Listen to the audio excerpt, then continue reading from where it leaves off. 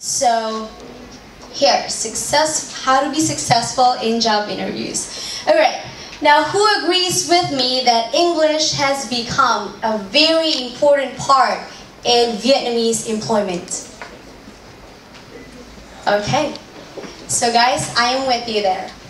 Now, English now is a very important part in the corporate world, especially in Vietnam.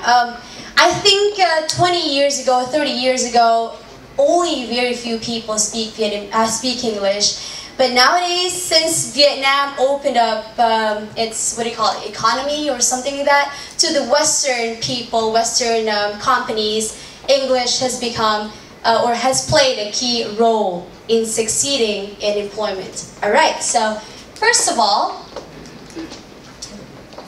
okay, by the way, do's and don'ts, this will be our focus in today's workshop. Do's and don'ts in job interviews, what to do and what not to do. Basically, what to say and what not to say in job interviews. Alright?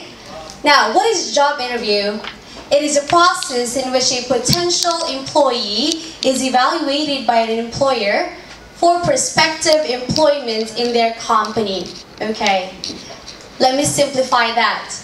An employer wants to talk to you to see if you are able and qualified to be in the position that they are looking for or that they want you to fill in. Okay? So basically they want to evaluate you, they want to assess you, your skills in communication, your personality, how you can handle stress, what are your strengths and weaknesses. They want to assess you and see if you can be a good part of their company, if you can be an asset to their company and to their success. Alright. Now, let's start with the do's. Now guys, when you go to a job interview, your main goal there is to sell yourself. Now don't take it the literal way. You don't really sell yourself like with monetary compensation, but you are going to sell yourself by making them be impressed with you. Okay? So you are going to try to make them believe in what you can do and to make them be impressed. When I say be impressed, it's like they would feel and they believe that you can be a very good contributor to their success, to their growth, the growth of the company. Now, first of all, before you go to the interview venue or the place, research about the company. You don't go there without knowing what the company is. Believe it or not, I have one friend who went to an interview without even knowing what the job was and what the company was all about. Of course, he knew the name of the company, but he did not know what the project was or what the company was all about. Guys, this is a no-no, okay? So please research basic background, okay? What does the company offer? What are the services that they offer? And what is the job all about? The position that you are seeking to fill in. Alright. Another thing, the night before that, I'm pretty sure these are things that you guys know about, of course, because these are basic, but I just want to have a run through, okay? So dress professionally. We know what professional dressing is, okay? I will show you some examples later, some pictures. Okay. Before you go to the interview, prepare your clothes or the dress that you're going to wear the night before. And then when you are there, we all know that we need to behave accordingly. What is behave accordingly? Example, do not slouch. You know what slouching is? What is slouching? Don't slouch. Who can show me what slouching is? Okay, slouching is basically sitting down in a lazy position, lazy manner. If you slouch like this, maybe like you bend or probably you lean backwards or something like that, that would give that would give the interviewer the impression that you are uninterested, okay? And the worst thing that can happen is showing them that you are uninterested. That would be a crime in a job interview. Alright, now ask the right questions. Sometimes there are interviewees who just ask stupid questions. What are stupid questions? Probably, oh, by the way, we will go through some common interview questions later, but a stupid question to ask maybe, how much salary can you give me? Okay? You don't ask that question. But anyways, we will go through some questions and answers later. That's just an example. Now again, ask the right questions. Next, very, very importantly, be confident. And later on, towards the end of this workshop, I will be showing you some tips on how to be confident, how to gain confidence before you go through the interview. Being confident simply means not looking down all the time, or not, some mannerisms, for example, like flipping your hair or moving whatever, playing with a pen, something like that. That would show nervousness, okay? Of course, it is impossible not to be nervous in interviews, right? We all get nervous, especially when dealing with people in higher positions, way higher positions than us. But of course, there are ways to limit that. Limit how you show your nervousness. So we will be talking about some tips on how to overcome stage fright. Stage fright? Okay, or fear. All right. And then, lastly, managing cultural differences. Now, we guys belong to the Eastern culture. Okay? What about Americans? Americans, what culture? The whites. They belong to? We are from the East, and they are? The West. Okay. So I'm going to have a quick run through on how different Eastern and Western cultures are. Okay? When it comes to job interviews, of course. Alright, so these guys are some examples of how to dress up in job interviews. And I think we all know that. That is basic knowledge. Those are for the men, and these are for women. So we have a dress and smart casual and similar ones. Okay? So, alright, now, managing cultural differences, East versus West. I think and I believe that we know how different, basically, East and West are. First, power distance. Power distance and face saving. Now guys, in the Eastern culture, we tend to be scared of our boss. Am I right? Are you scared of your bosses? Or maybe your teachers? That is quite common. I grew up that way. I mean, when I was working in the Philippines, it's just plain culture, Like we know, or I don't know, it's just a common practice to respect. Of course, we respect our bosses, but there's a difference between showing respect in the Eastern and Western culture. Okay, like for example, in Japan, a supervisor is already a high position, but of course he has a manager. Even a supervisor bows and follows everything that his boss tells him. Okay, that is the difference. We are more of collectivists, while the Western guys, the Western people, they are more of egalitarian. That means they treat each other quite equally compared to what we do or how we do it. Okay? So power distance simply means there is a big gap between positions. Alright? And how we treat our managers and how the managers treat their subordinates. Okay? There is a big difference.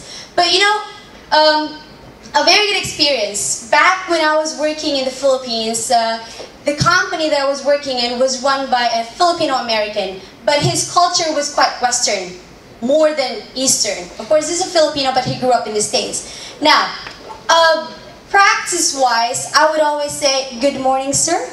Like I would bow, for example, and call him sir. But he would always say, "Just call me Larry. You don't have to call me sir."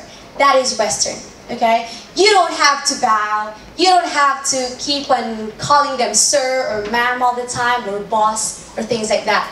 But in the Eastern culture, there's a big difference, and I've mentioned that already. Okay, so why am I telling you this? Because it's just basic knowledge when you want to apply for a Western company, an international, let's say, for example, UK or American company. Okay? And then we have maintaining face. In the Eastern culture, how do we maintain face? We keep quiet. Let's say, for example, you're so frustrated, you're so disappointed by the decision of your boss. Do you say, hey, excuse me, boss, excuse me, sir, I don't like how this is going. Do we do that? Do we do that? Vietnamese culture, do we do that? Like, excuse me, ma'am, I don't think this is right. Do we do that? No, right? That is Eastern. But maintaining face in the Western culture, they say outright how they feel. If they feel that you are not doing something right, they will say it. Alright? So if you guys start working for an American company, don't be shocked. Okay? Now, direct and indirect communication. Okay. Now again, which do you think is direct? Eastern, Western? Eastern, Western. Direct. Western. Indirect is, of course, Eastern. You know what the difference is? Direct and indirect? Indirect. Yeah? Indirect is Western, and that means, I've mentioned it, it's very similar. It's like, Western people are very honest with you. They're very blunt, okay? Now, in the Philippines, for example, it's very similar, Vietnam and Philippines. In the Philippines, for example, the boss doesn't really like your work attire. Maybe it's just very revealing, like with a plunging neckline and then very short skirt. The boss would probably be very, or not necessarily afraid, but he would not say, I don't like what you're wearing, or what you're wearing is not appropriate. They would say it in a very gentle and in a way not to disappoint or maybe hurt the employee. But in the US, for example, they would say it outright, okay? This attire is not appropriate, okay? What I'm saying is, when you say direct, you are being honest with how you feel. You don't just keep quiet and keep it to yourself. It is, that is Eastern culture, okay? Now let's move on to the things that you do not do. We all know about this already. First of all, do not be late. Guys, please do not fail to read the do not there, okay? So do not be late. Arrive at the venue, at the place where the interview will be, probably 10 to 15 minutes before it starts, before your name is called. And another thing, do not swear or use slang words, okay? Probably, well, this is not common in the Eastern culture, but Western guys, they can just simply say, oh really, what the fuck? This is like, that is very informal, okay? Probably in Western culture, it is quite natural, you know? Especially when you're surprised or when you feel like something is shocking to you or something like that, then you can just say it naturally. But in our culture, in the Eastern culture, we tend to avoid saying slang or using slang. And that is not wrong, okay? That is not wrong. So again, avoid using those words. Next, never ever argue with the interviewer. Even if you feel like the interviewer is not saying something right or is not telling you the right thing, never ever argue with him, okay? It doesn't make you lose anything anyways, right? As long as you know you're right, well, just keep it to yourself, okay? And another thing, do not appear uninterested. I told you about this already. Do not slouch, do not always look down. Look at the interviewer in the eye. Of course, you don't stare like this the whole time, okay? You do not stare, but, you know, proper eye contact. Look at the examiner in the eye. That is also one way of showing respect, okay? Respecting means looking at him with respect and, of course, not staring, okay? And then, do not overwhelm the interviewer. when you say overwhelmed, that means when you get there, you already give the impression of being aggressive, like, I really want this job. I want to be in this position. Never ever start the interview by telling the examiner, I want the job. I am really dying to be in this position. No. Because you are in the interview to know about the job, okay? To discover what they really need from you. So before you are interviewed, you don't know yet. You don't know yet if you really want the job, okay? So never ever start the interview by saying, yes, I think I can do this job and I am very much willing to start immediately, okay? So just go with the flow, answer questions, and when it's your turn to ask questions, ask the right questions, okay? Do not be aggressive. You will scare the examiner, okay? Just be relaxed and be yourself.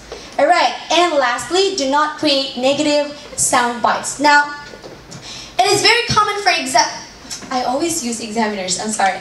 It is very common for interviewers to ask what you can do, okay? How can you be an asset to the company? How can you contribute to the growth of the company? Now, if for example, the question will be about your skill, okay? Something that you can do very well.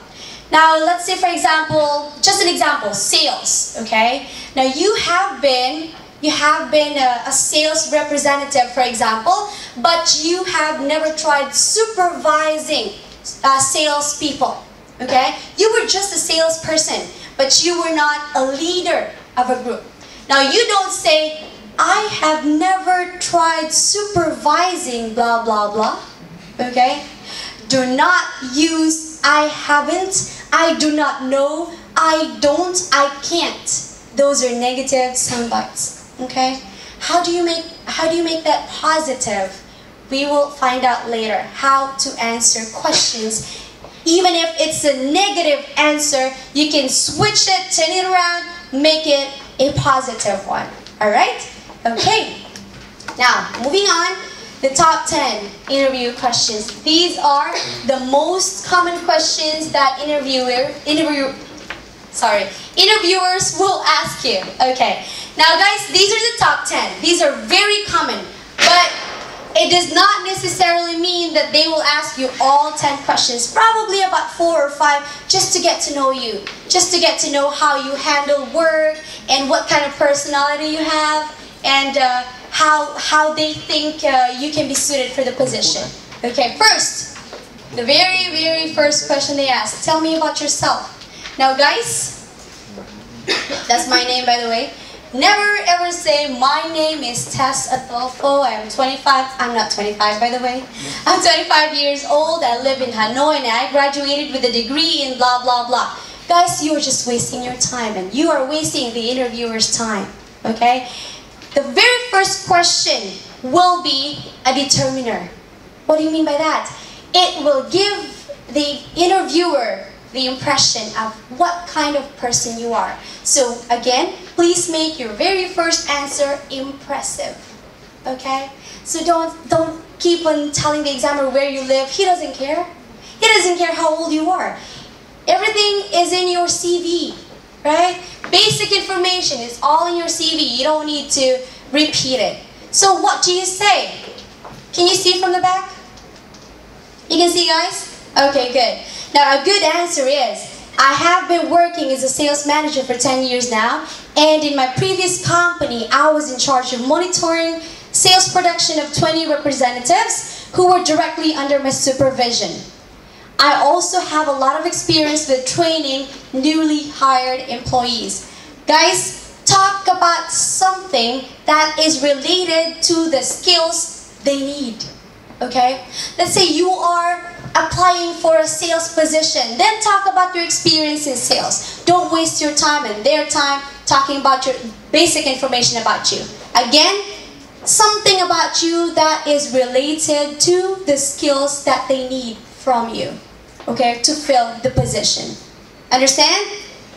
Okay, next one please. Now, by the way guys, this is not in the order of importance, okay? So these are just basically the most common.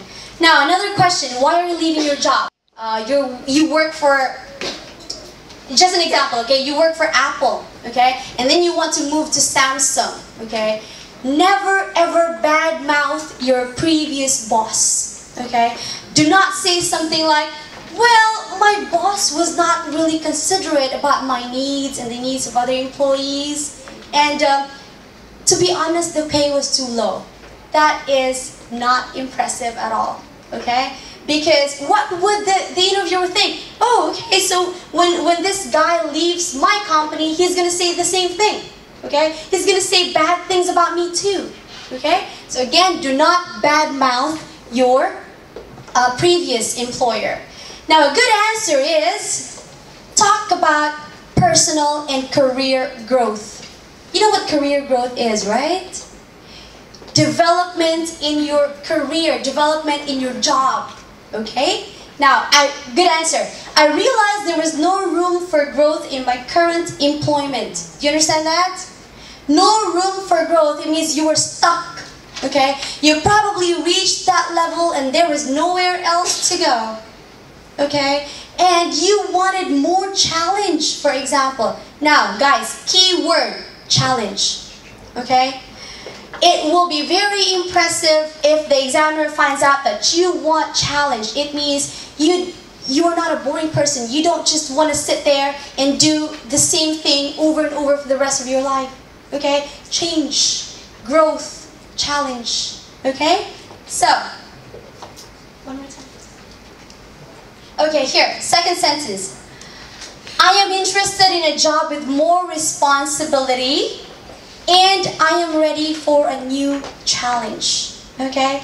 So apparently you are not talking about how bad your previous employer was, even if they were, for example. Okay? Even if company A paid you like 20 million and the company you're applying for is going to pay you like 30 million, do not ever talk about money.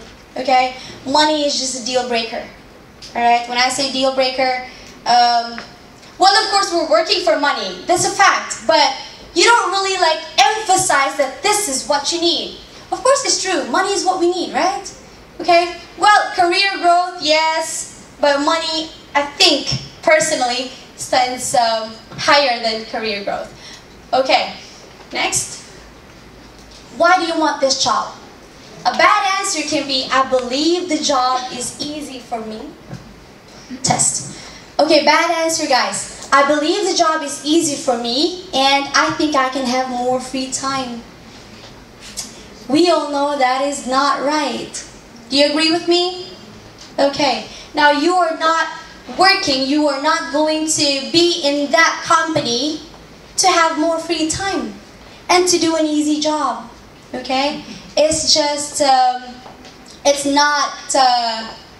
not very motivating at all. Okay, good answer is, this is not only a fine opportunity, but this company is a place where my qualifications can make a difference. You are basically telling your interviewer that this is in a subtle way. Another way of saying this, a direct way of saying this is, I believe I am qualified and my skills can help your company grow. Okay, that is another way of saying it. But a better way is this. This is a place where my qualifications can make a difference. Okay, you understand this? Okay, it's like your skills can help the company grow. Okay, that's why you want the job. Okay, but of course, this, guys, is for the company. Mutualism. Not only are you helping the company, but it is a fine opportunity too. You can add something like, I see career growth and personal growth at the same time. Okay? So these are just basic answers. Next one. Why should we hire you? Okay. Now, why should the company welcome you to their family? Bad answer. I believe I am perfectly suited to be in this position. You're like saying, I am the best. Okay? You're like saying, I am better than the rest. Okay? You should hire me. I am perfect for this. You are very arrogant if you say that. What do you say? You say, I am a certified accountant. This is just an example, okay? And I have many years of experience in this field. If, for example, the company is looking for an accountant, okay? I have many years of experience in this field. I believe that, given the chance, I would be an asset to your company. Given the chance to work for you, okay? I would be an asset to your company. When you say asset, that means... Anyone? An asset to the company. A very good help, okay? A very good contributor to the development, to the progress of the company. Okay, so you, again, state something that reflects your skills, okay? That reflects your skills and of course, relate it to the skills that the interviewer needs, that the company needs. Okay, understand? Okay. Guys, you will have time for questions later. Just take note of whatever is unclear. Okay? Now, another question. What are your goals for the future?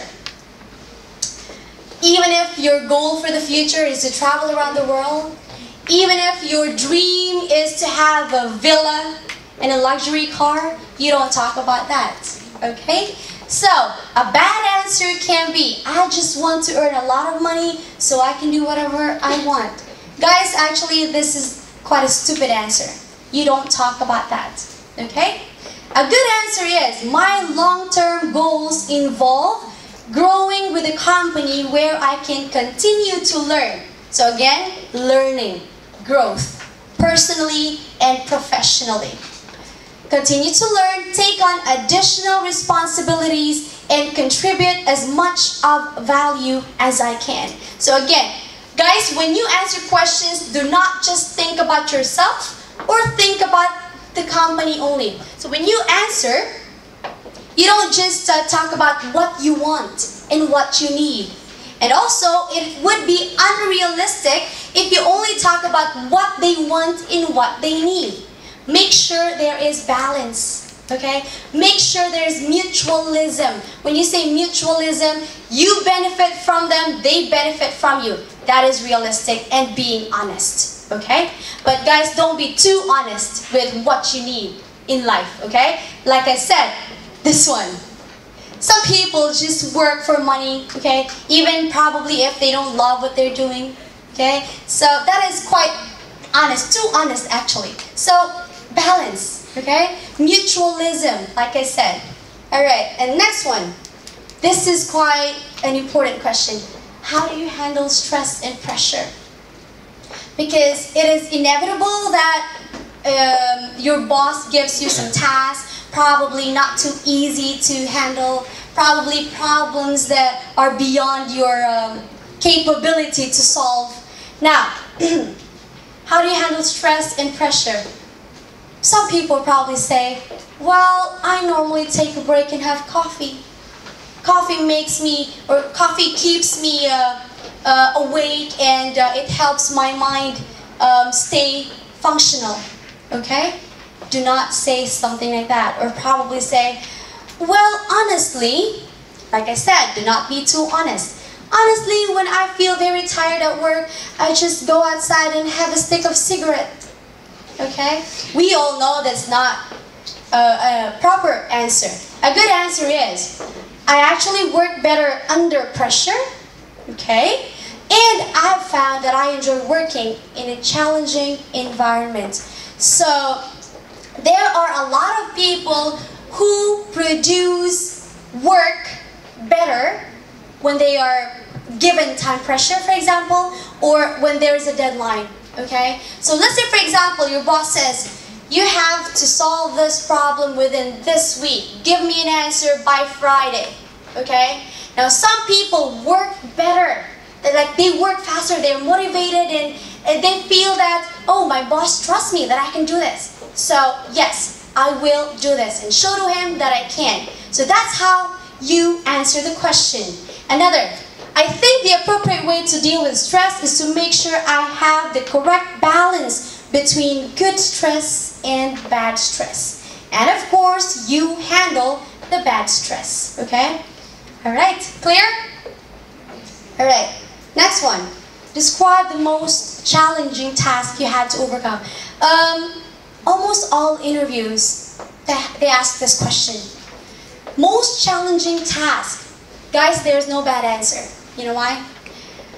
You are going to state a specific situation in the past that you have that you had to overcome. Okay, a problem or a very difficult task that you had to handle or overcome. Now, a sample answer. A specific situation would be when one staff member suddenly quit without notice.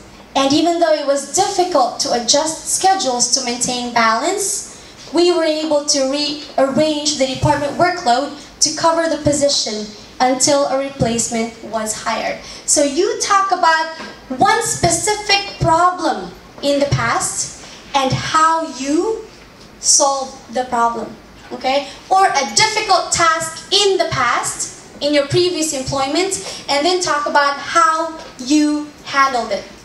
But I saw that most of you here are fresh graduates, okay? Now, if it should be your first interview, of course you're not going to talk about a previous employment, then you talk about a very difficult project you had to accomplish at school, okay?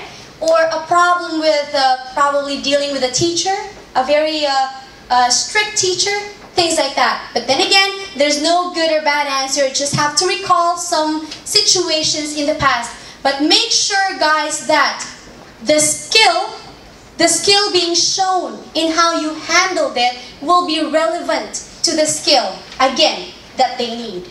Understand? Okay. Alright, next one. What is your greatest strength? This is quite a tricky question. Okay. Now guys, do not simply enumerate good qualities. Honestly, I am very passionate about everything I do, and I am very patient, understanding. I can work well with anybody. Okay, you do not just say that. That is just too idealistic, and it's quite unbelievable. Okay, now a good answer is I should say I am a very detail-oriented person, and I expect to get things done on time. Okay. Talk about a good quality of a successful employee. Alright? I do not put things off for the next day when I know I can accomplish it immediately. Okay? It's basically saying, I do not say, oh, I will do this tomorrow because I still have time. Okay? That is putting things off for the next day. Okay? Let's say your deadline is Friday and today is only Wednesday. Oh, okay, I can still go out with my friends today because I still have one day. I have tomorrow to work on this thing. Okay? So do not putting things off for tomorrow or the next day. Now, when you say detail-oriented, it is being able to take notice of every single detail.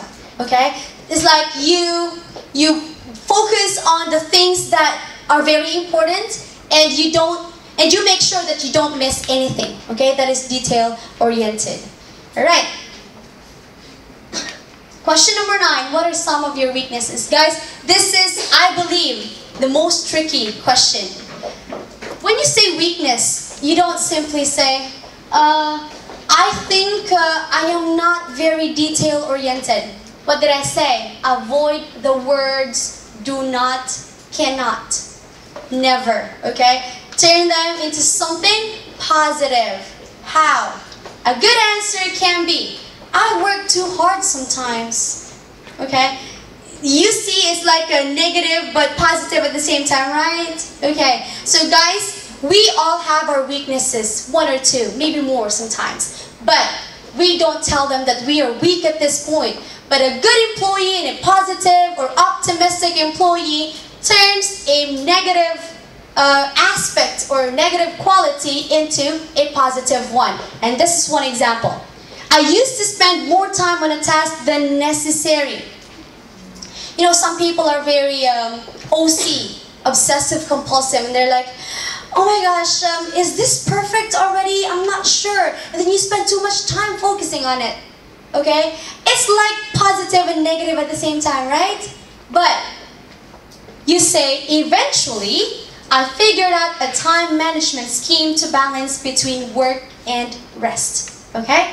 So you say one weakness that does not really sound negative, and then you state something that you did to overcome or to solve, how do you call it? To make a change to that weakness, to turn it into something good. Do you understand? Okay, so one more time.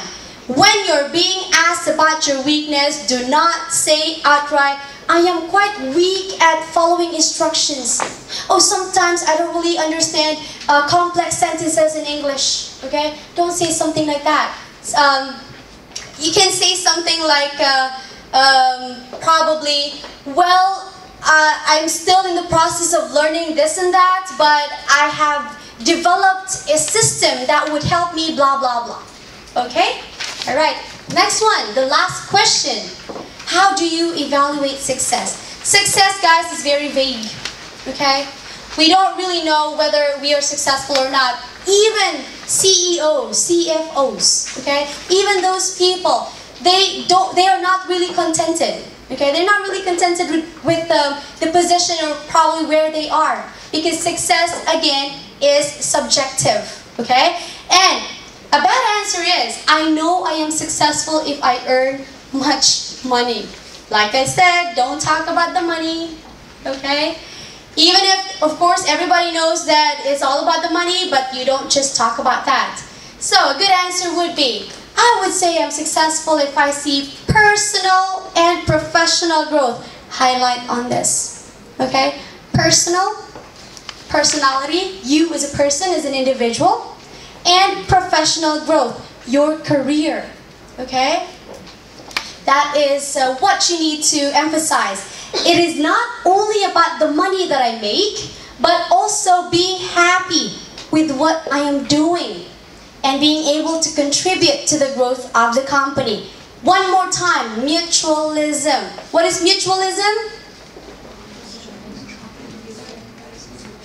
Mutualism, something that benefits you and as well as the company. Okay, so it's balance. There is balance. The company benefits from you and you also benefit from the company. So again, you're happy with what you're doing.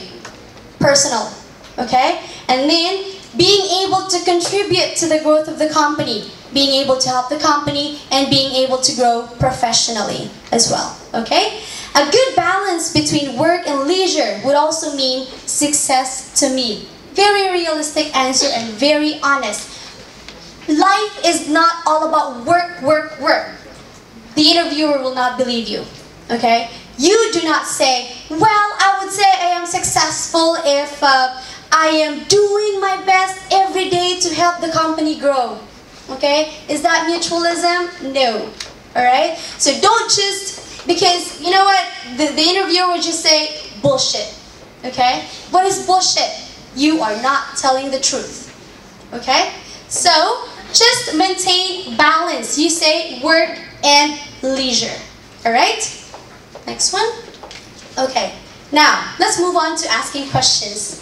There are only very few questions that you ask the interviewer. Okay? Make sure you ask the right questions. Now, when you ask questions, they should reflect how committed you are and how much you want the job without saying it.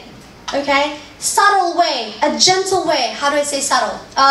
Indirect way of saying that I am very interested in this job. I really want it. Okay? Question number 1. What would you say are the top qualities needed to be in this position? You will ask this question to the interviewer. Why would they think that you are an asset? You would be an asset because you're very interested to know about what they need from you. Okay? Let's say, for example, they accept you. what should your quality be? They probably would say, well, honestly, we would need someone who is very hardworking and who can work overtime, okay, for example, okay? Now, again, ask what quality they need. So it's basically, what should be my challenge?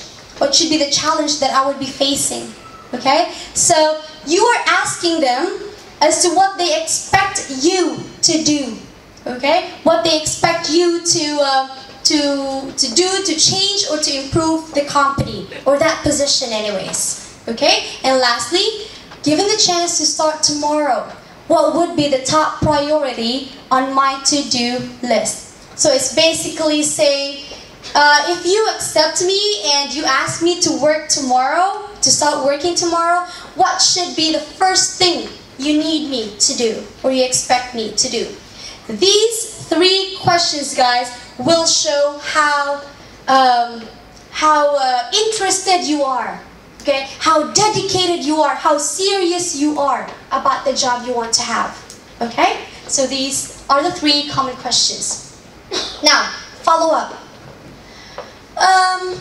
Most of the time, people do not really follow up on their interviews, okay? Maybe they would think, oh, they did not call me, maybe I failed. Or, oh, nobody sent me an email about the interview, oh, I did not pass. Okay, guys, follow up on it. What would you do? Do not call them, okay? Do not send a text message. Most importantly, what you do is you write a formal email or a formal letter, okay? Now, recruiters suggest emailing the interviewer within 24 hours to say thank you, okay? Like, thank you for giving me a chance to be interviewed, blah, blah, blah, okay? It's like basically thank you for your time, okay? Or for considering me as an applicant, okay? Highlight why you're interested. So again, this is it's like a follow-up application, okay? Highlight why you're interested in the job, again. And then, remind them how to contact you. Because it's possible that they probably lost your number or your email address, okay? So again, remind them of your contact information. Alright? Let's talk about how to overcome fear, okay, and stage fright in interviews. How to be confident. Now, most of you, I believe, are very good academically, okay? When you submit your CV and you have your transcript of records, your academic records from school, they are probably very impressive with very good marks. It's 1 to 10, right? Probably have 9s, 9.5, we have 10, very, very impressive. So most of the time, we qualify after they screen our CVs, our resumes. However, it's not all about academics this time, okay? Because it is not always a given that a diligent student, a hard-working student, can handle pressure at work. Because work is not all about studying, reading, answering questions. It's about working and putting your heart in what you're doing, okay? Now, aside from the academic records that you show them, you also have to prove to them that you're a very good communicator, okay? Now, how do we do that? How do we gain confidence using English in job interviews? Now, these are very basic tips and strategies to improve your confidence, your fluency, pronunciation, vocabulary, academic words especially. Okay, not just the common words that you use, but academic vocabulary that are very useful in job interviews. Okay, first, I would always say this to my students, almost every meeting, read articles in English. Guys, in the Philippines, English is not our national language. We use Filipino, okay? But of course, in school and at work, we use English, official documents in English. But how did I learn academic vocabulary? How did I learn complex structures in English? How did I learn pronunciation? To be honest with you, not from my teachers, okay? School is very limited, okay? We are exposed to different kinds of situations that would make us learn Basically, I learn from experiences and exposure for the most part. Okay? So what I'm trying to say is, do not just limit yourself to what the teachers give you. Help yourself too. And what I'm trying to say is, read in English or read English articles to improve yourself. The teacher does not have all the time in the world to teach you all the academic words or to teach you all the pronunciations of the words. Okay? Now, daily. When I say daily, probably about 1 paragraph a day. Okay? How do we do that? Probably online, okay? Or a novel, for example. Now, online, guys, you check on something that you're very interested about. Let's say, for example, what's your name? Mike. Okay. Let's say, for example, Mike is very interested in cars. Okay? He's very interested in cars. And he likes to know what the new car models there are out in the market. Now, you go online, check on any article about cars, read 1 paragraph. If you see 2 academic vocabularies or 2 new words, list them down, try to use them in a sentence. And then check the pronunciation, probably in the dictionary or when you hear it somewhere, and then follow. Okay, say it over and over. Now, use English every day in any situation. Try texting, sending a text message to your friends in English. Tell them that you want to practice. Tell them that they need to respond in English too. It is not really that funny, is it? Because sometimes some students will say, "Oh, teacher, I'm shy."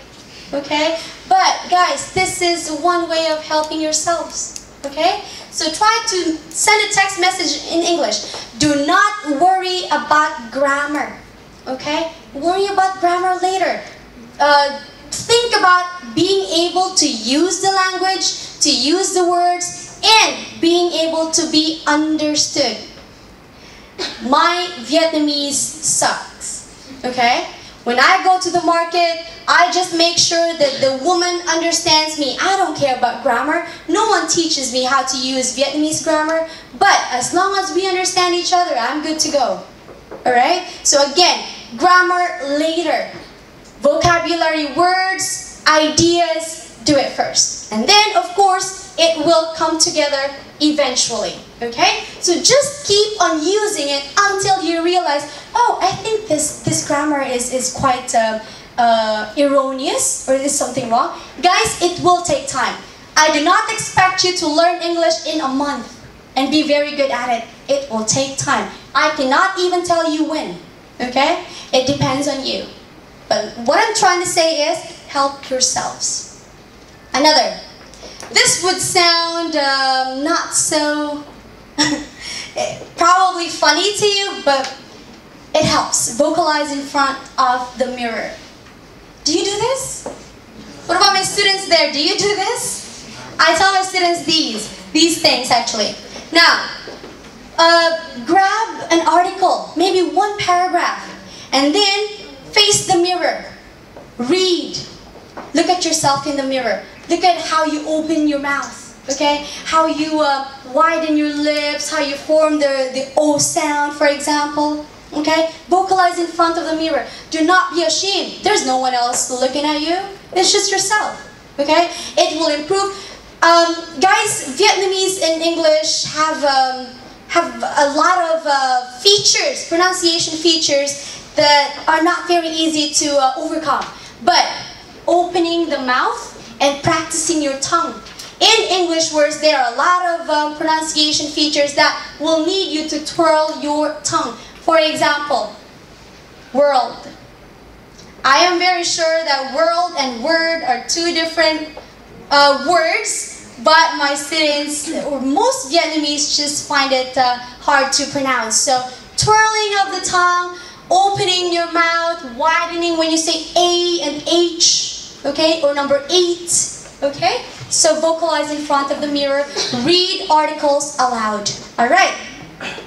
Another one, pick a topic daily and talk about it over and over until you are spontaneously talking about it. Okay.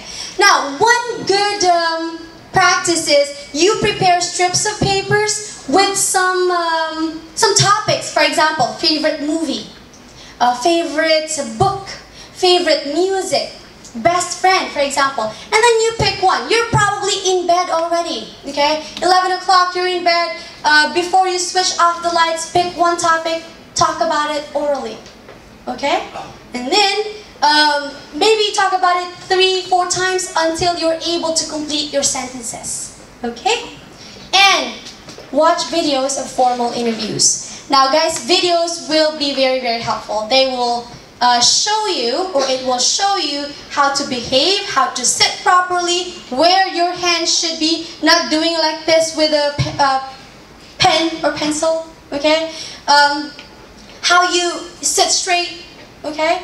So watch formal interviews on YouTube probably, or other websites that would teach speaking and pronunciation, for example, okay? And formal interviews will also give you ideas of how to phrase your questions, okay? The examples, or the things I just gave you are just examples. There are more, okay? So do not limit yourselves to what I just presented to you, all right? Okay, that's about it.